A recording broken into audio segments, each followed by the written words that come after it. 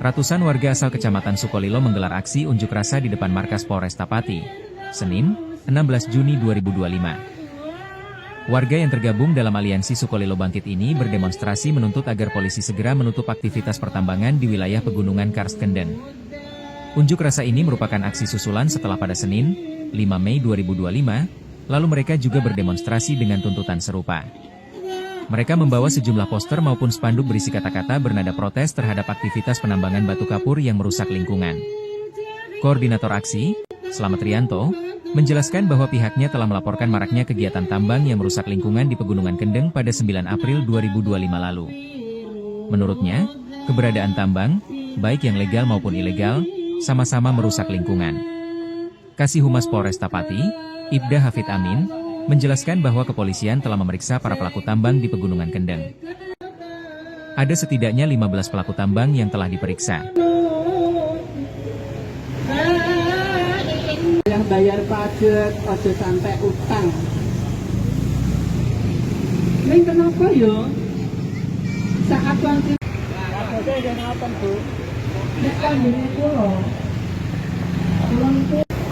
Niku kula utang wong cilik. Sakjane nek jenengan jane apa to? Kula bisa aja kemana. Nek mangan mau mikir wetenge dhewe. Jenengan sing ora iso bertani iki ya mangane saka hasil pertanian. Iya. Coba bayangke yen ora ana sawah, ora ana banyu, ora ana petani. Coba niku dibayang. Nanging antos sak mangke dereng wonten kejelasan laporan saking gulu-gulu mengenai gunung sing tidak lanjuti laporan kami per tanggal 9 April. Jadi kita 3 bulan ini sampai saat ini belum ada tindakan hukum yang dilakukan oleh kepolisian. Dan korban sampai saat ini masih berusaha hadir ke sini. Sampai saat ini belum di BAP laporan 9 April hingga sekarang. Ini sangat-sangat mengecewakan.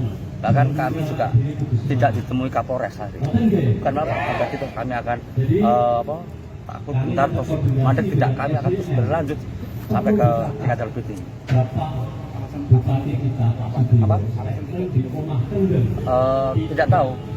Tadi kita ditemui Kakak Treskrim. Terkait laporan kami saja, mereka hanya akan menindaklanjuti laporan kami. Sudah 3 bulan laporan kami, harus ada tidak lanjut dari mereka, ada ketegasan hukum dari pihak kepolisian. Dan jelas di situ ada tambang ilegal, ada korbannya, ada tambang longsor. Tugas tambang yang kita lakukan sampai dengan saat ini tidak ada tindakan tegas dari APH. Pak, mungkin ada tambahan kerusakan mungkin Pak kalau sampai sekarang Pak?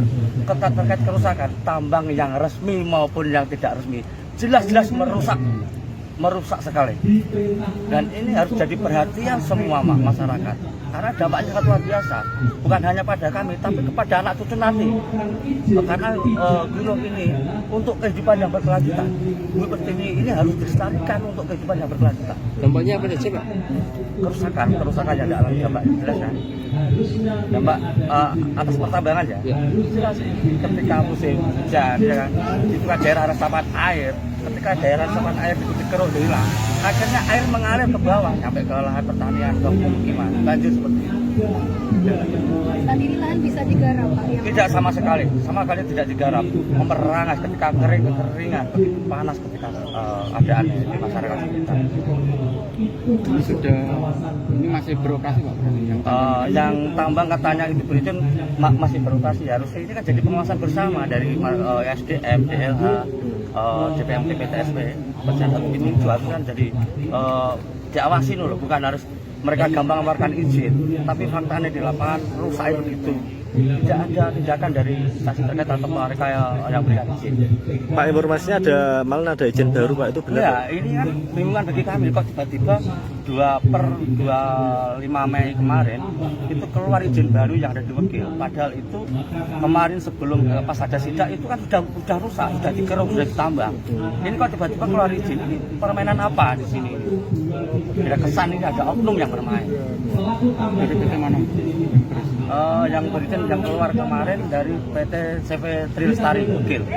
Atau sudah ada komen dari Pak Bupati juga ya Pak? Nah, ini kan baru informasi kejelasan dan kita juga akan meminta bahwa titik koordinatnya benar kok enggak. Dan ini kan masuk di kawasan bentang alam kas, masuk di KBAK. Ketika harus ada penambangan, harusnya kan harus mengajukan uji kelayakan.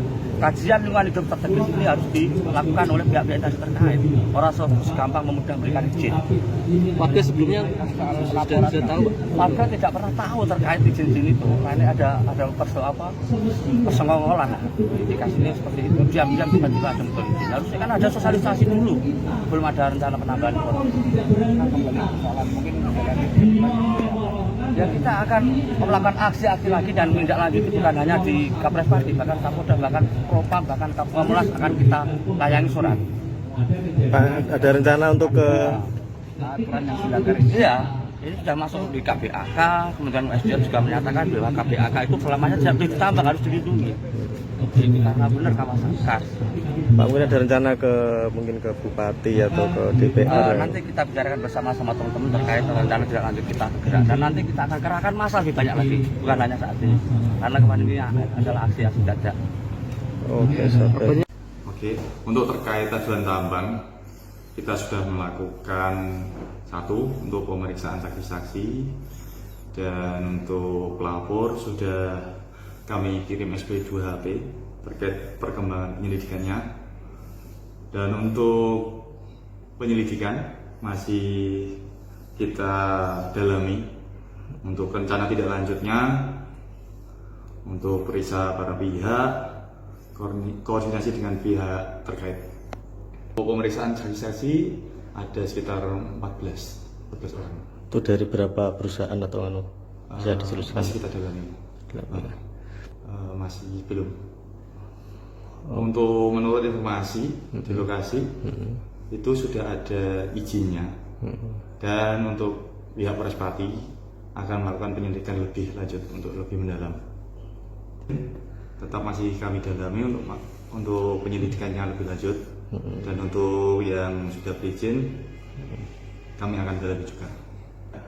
Apabila nanti kami dapat informasi dari pihak terkait untuk menggandeng dari pihak Kementerian SDM atau Dinas Lingkungan Hidup dan DPUTR, nanti kami lakukan informasi lebih lanjut gitu.